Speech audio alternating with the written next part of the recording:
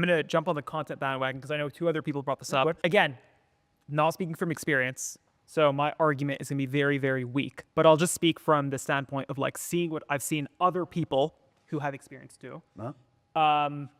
Content. Imagine you have money to spend on content, money to spend on ads. Take, I don't know, $200,000 and put it towards content this whole year. Take $200,000, put it towards ads.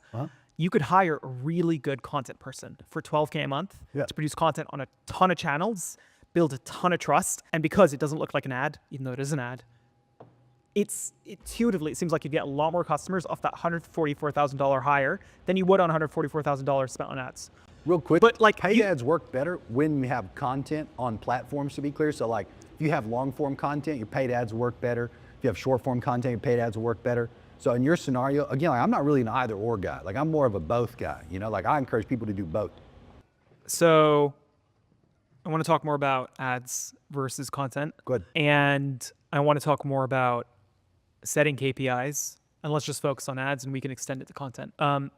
But I'm going to simplify what I think your actual perspective is on this, and then you can tell me if this is correct or not. But what you would effectively do is you'd say, I'm going to take, let's say you have $1 million, you're going to take 50K, you're going to put that into ads. For simplicity's sake, let's just say you're going to run meta ads to a call funnel.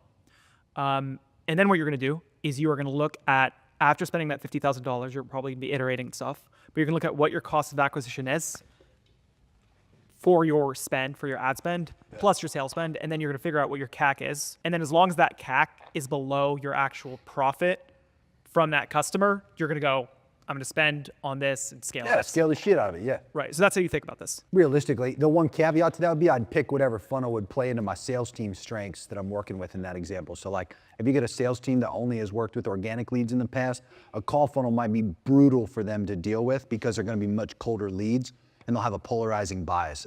As an example, if I have a sales team that's just a team of people that have gone door to door for their entire life, for their way of their sales career, and then all of a sudden they get the opportunity to just dial on instant form leads, right? I'm gonna play into the strengths of the sales team for the funnel I pick. But yeah, as soon as I get profitability that's like the desired level of profitability, I'm immediately gonna start pushing scale. I don't wanna stay stuck in test mode too long. I wanna get to a point where I enter scale mode so I can actually start making some real money. Okay, cool.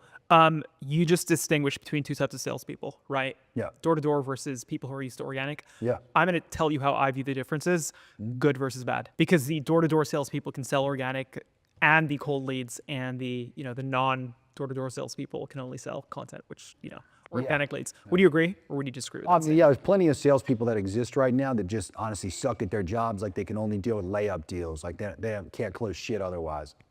Yeah. Big problem. Okay, cool. So you agree with that?